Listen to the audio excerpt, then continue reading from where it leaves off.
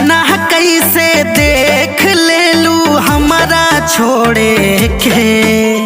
सपना कैसे देख लेलू हमारा छोड़े के। कहाँ से हुनर लैलू हो दिलवा तोड़े के। कहाँ से हुनर लैलू हो दिलवा तोड़े के। तके कहरा से सिखलू सोना मुहवा मोड़े के। कहाँ से हुनर लैलू हो दिलवा तोड़े के। कहाँ से हुनर लैलू हो दिलवा तोड़े के।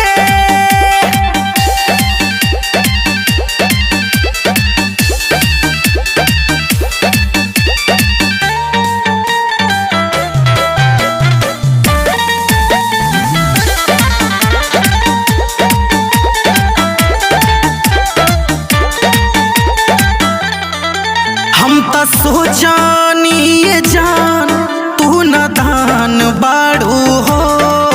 धोखा का हो लहे से आन जान बाड़ू हो। हम त सोचानी जान तू न दान बाड़ू हो।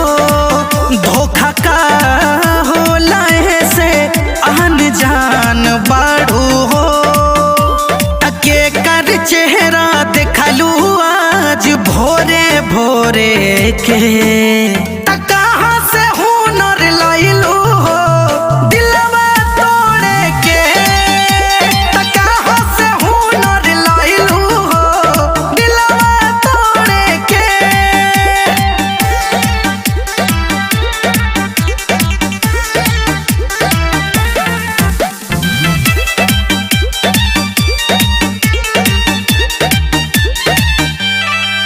हम त जानो न पैनी ई मासूम रूप के।